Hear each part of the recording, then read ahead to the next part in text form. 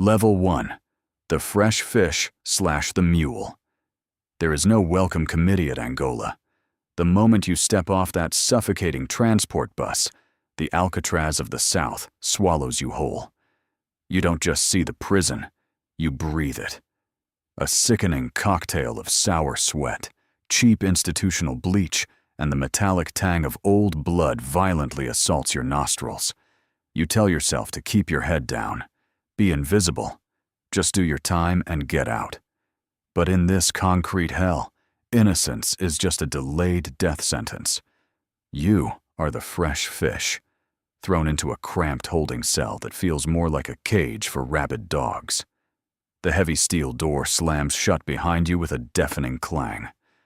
An ear-splitting silence immediately follows, broken only by the echoing coughs and distant, muffled screams from the lower blocks. You sit on the edge of the rusted iron bed. Cold sweat drips down your spine. You try to shrink into the shadows, but the predators are already watching. Within an hour, the shadows move. A massive inmate with a spiderweb tattooed across his throat corners you. He doesn't introduce himself. He doesn't ask for your name.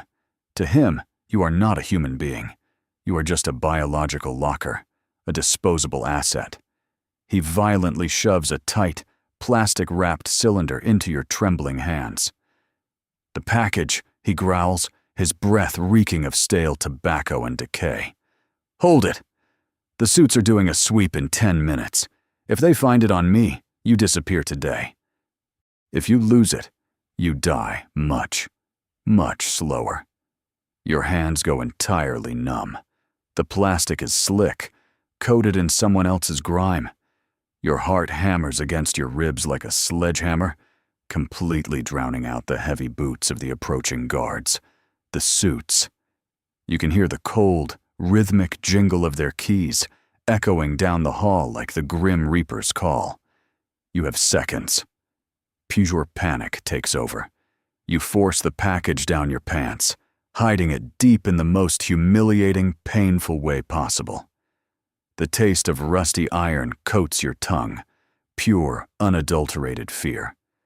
You stand rigid at attention by the bars as the guards storm the block, tossing mattresses and shining harsh flashlights into terrified eyes. They walk right past you. You survived. But as you pull the package back out, wiping your own cold sweat from it, a horrifying realization sets in. You are no longer a man. You are a mule. You have taken your first step down the staircase to hell. Level 2. The Kite Flyer. You survived the first night, but survival in Angola is just a prolonged state of dying. Your innocence didn't survive that first drop. It died the moment you realized you were just a tool for the predators. Now, you've been promoted to the absolute bottom rung of the Syndicate's ladder. You are a kite flyer. You learn to navigate the crushing darkness of the cell blocks. The air here always tastes like bitter, cheap coffee, mixed with the foul stench of unwashed bodies, thick and suffocating. You learn to shut your mouth and keep your eyes wide open. Your job is simple but lethal. Passing kites. Tightly rolled, sweat-soaked pieces of paper containing hit orders, smuggling routes, and extortion demands. You transport them tucked under your tongue, hidden inside your shoes, or taped directly to your skin. You map out every single camera blind spot. You memorize the heavy, rhythmic footsteps of the suits. You start understanding the underground dialect. You hear whispered threats about the heat coming down from the warden's office, and rumors of blue strips, the dirty money seamlessly flowing through the prison commissary. You become a ghost, communicating only through fleeting eye contact and imperceptible nods. The deafening silence of the corridors at night becomes your only companion. Then comes the day in the mess hall. The air is heavy with the nauseating smell of boiled cabbage and raw electrical tension. You have a kite tucked securely under your tongue, the bitter taste of ink slowly bleeding through the paper.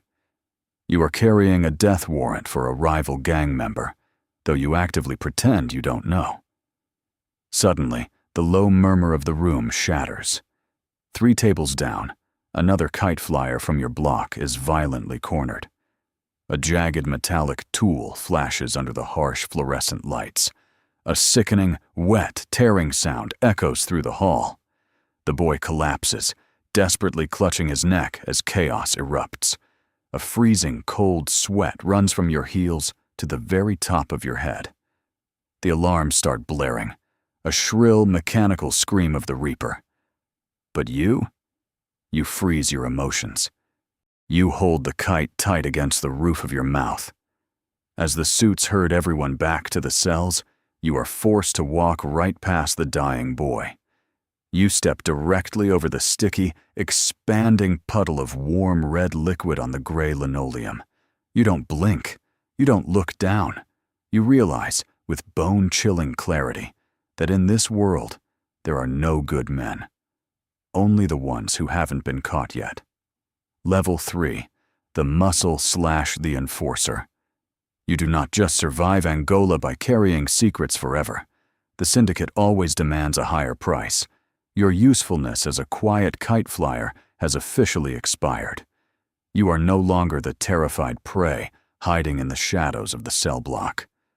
The corruption is settling in deeply, forming an irreparable, jagged crack in your soul. You have been chosen. You are now the muscle, the enforcer. You are the violent extension of the Syndicate. The very air around you physically changes. Inmates, who used to aggressively bump into your shoulder, now silently press their backs against the cold, damp concrete walls when you walk by. You breathe in the stale air, but now it smells like fear. A scarred lieutenant pulls you aggressively aside near the rusted weightlifting equipment. The new mission is simple, brutal, and absolutely non-negotiable. A civilian, a terrified, naive first-year inmate who foolishly thought he could gamble away his commissary debt without paying the consequences, needs a harsh, unforgettable lesson. You are handed a heavy, crude instrument of pain. A thick, solid metal padlock stuffed tightly inside a filthy, sweat-stained athletic sock. The sudden, dense weight of it pulls heavily at your wrist. A cold shiver runs from your heels to the top of your head. Your hands go entirely numb, but this time, it is not from pure panic. You corner the civilian in the absolute blind spot behind the towering industrial laundry machines. The suffocating chemical smell of cheap bleach and damp cotton violently fills your lungs. He looks up at you with wide, desperate eyes, begging for just a few more days to get the blue strips. The deafening silence of the laundry room is broken only by the loud, rhythmic thumping of the washing machines. You hesitate for a fraction of a second. But in this world, hesitation is a death sentence. You swing the heavy lock. A sickening, bone-crushing thud echoes through the cramped space. He drops hard to his knees. The bitter taste of rusty iron instantly coats your mouth, but it is not your fear. You strike again. Harder. And again. The wet, sickening thuds perfectly synchronize with your violently hammering heart. The initial wave of intense disgust and physical nausea is suddenly washed away by something far more terrifying. A sick, intoxicating rush of absolute power. You stand tall over the broken civilian, the heavy sock slowly swinging from your trembling fist. You wipe the cold sweat and the sticky red liquid from your face. The horrifying truth sets in. The exact moment you picked up that weapon, you had already brutally murdered your old self. You are no longer just surviving the Alcatraz of the South. You are becoming the monster. Level 4.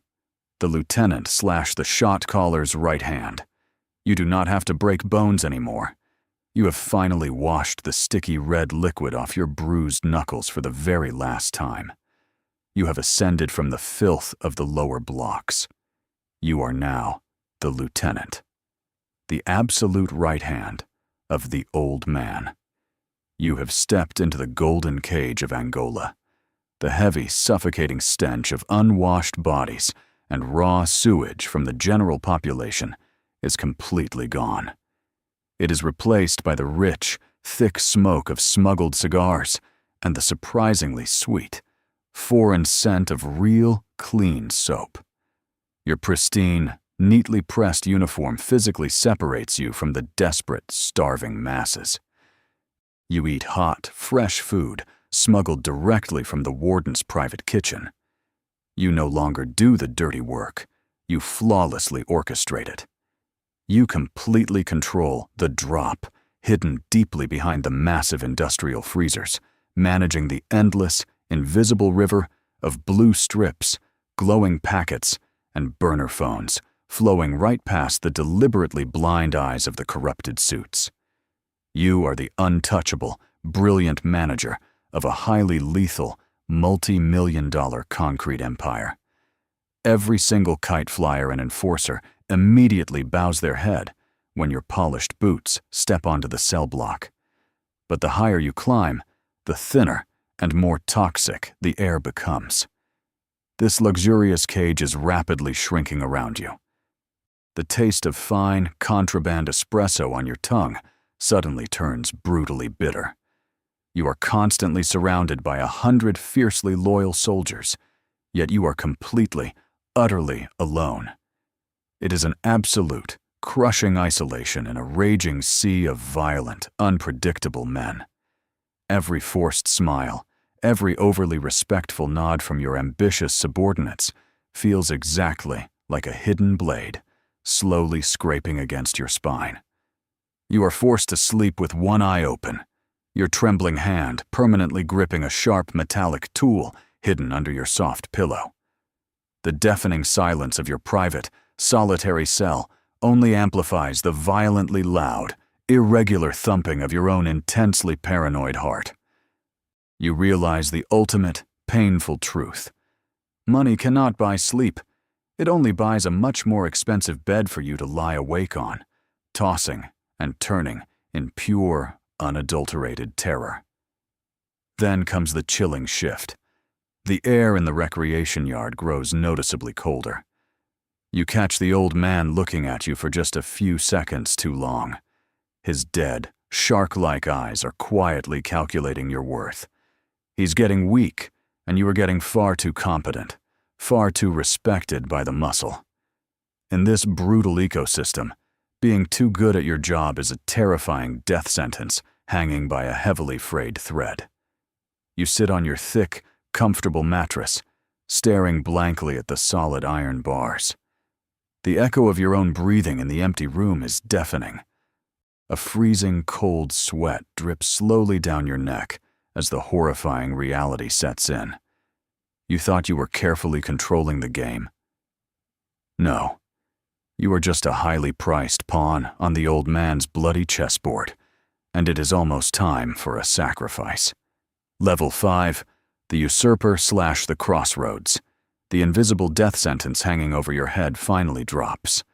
The old man summons you to the darkest, most isolated corner of the recreation yard.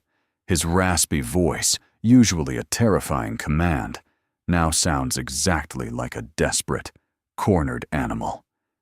The suits have found the massive, hidden stash of blue strips and glowing packets deep inside the industrial laundry vents. Federal investigators are coming. The old man looks directly at you, his dead, shark-like eyes demanding the ultimate, suicidal loyalty.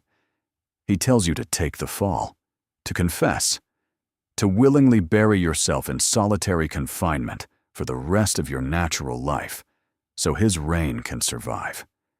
He calls it an exit strategy for the Syndicate. He hands you a rusted metallic tool. "Handle it," he whispers. You slowly nod, staring down at the cold, jagged piece of metal resting in your completely numb hands. But the puppet strings have finally snapped. You realize you are standing at the absolute, terrifying crossroads of your miserable existence. You can either let them slaughter you like a loyal, pathetic sheep, or you can become the absolute butcher of Angola. The communal shower room is thick with blinding, suffocating hot steam. The nauseating smell of cheap lye soap and ancient, moldy tiles violently assaults your nostrils. The old man is standing alone under a flickering, harsh fluorescent light, completely vulnerable, arrogantly believing his bloody throne is entirely secure. The deafening silence of the damp, echoing room is broken only by the rhythmic, aggressive hiss of the boiling water violently hitting the cracked concrete floor. You step silently out of the dense gray fog. No dramatic words are spoken. You lunge. The struggle is raw, incredibly ugly, and utterly silent. There is no cinematic music playing in your head. Only the deafening, erratic thumping of your own heart hammering against your ribs like a sledgehammer. The chilling, metallic click of your homemade weapon locking into place violently echoes through the thick steam. You drive the metallic tool deep. The hot, sticky red liquid violently bursts over your trembling knuckles, mixing instantly with the scalding shower water rapidly swirling down the rusted, hair-clogged drain. He collapses heavily against the wet, grimy tiles. You stand directly over him, your chest violently heaving, desperately gasping for the thick, humid air. You look directly into the old man's rapidly fading eyes as his wet, raspy breathing finally stops. A freezing cold shiver violently runs from your heels to the very top of your head. But it is not out of pure panic. It is the absolute, terrifying realization that you feel absolutely nothing. You have successfully crossed the final, irreversible boundary of your own humanity. You drop the bloody tool. The heavy steam clears just enough for you to see your own terrifying reflection in the cracked, dirty mirror on the wall. The scared fresh fish who walked off that transport bus is completely, permanently dead. The usurper has officially been born in his blood. Level 6, the ghost/the boss. You sit completely alone on the thickest, most comfortable mattress in cell block D. The harsh, flickering neon lights from the corridor cast long, distorted shadows against your sterile concrete walls. The air inside your private cell no longer smells like sour sweat, cheap bleach, or raw fear. Instead, it smells like absolute, suffocating emptiness. You are the ghost, the undisputed new king of Angola. When your polished boots step onto the freezing linoleum floor of the recreation yard, every single kite flyer, enforcer, and lieutenant immediately drops their terrified gaze to the dirt. The suits turn a deliberately blind eye when you walk past. You completely control the endless, invisible river of blue strips, the glowing packets, and the hidden metallic tools. You hold the ultimate, terrifying power over life and death within these rusted iron bars. Yet, as you stare blankly out of the heavily barred, narrow window at the dying evening light, a freezing cold shiver violently runs from your heels to the very top of your head. The chilling realization slowly creeps up your spine. You meticulously control absolutely everything, but you truly own nothing. You have successfully, ruthlessly conquered a massive concrete graveyard. You gaze deeply into the pitch-black abyss, and the abyss is finally staring right back at your hollow, dead eyes. Your trembling fingers slowly light a smuggled, premium cigar. The thick, aggressively bitter smoke violently fills your lungs as a deafening, echoing silence completely consumes the empty room. You vividly remember the terrified, naive, fresh fish who walked off that transport bus an eternity ago. A cynical, broken smile forms on your face as you whisper into the terrifyingly quiet void. Hell is not a place you suddenly jump into. It is a dark, descending staircase you slowly, willingly walk down, one brutal step at a time. You firmly believed you were brilliantly mastering the ultimate game of survival. You thought you were the untouchable player. But Angola is the final, rigged gamble where absolutely every player loses. You are not the master of the board. You are merely a highly evolved, cold-blooded monster, permanently locked inside a reinforced concrete cage, kept alive just so the innocent, oblivious civilian world outside can sleep peacefully in their beds. The bloody crown is finally yours, but it is forged from pure, inescapable damnation.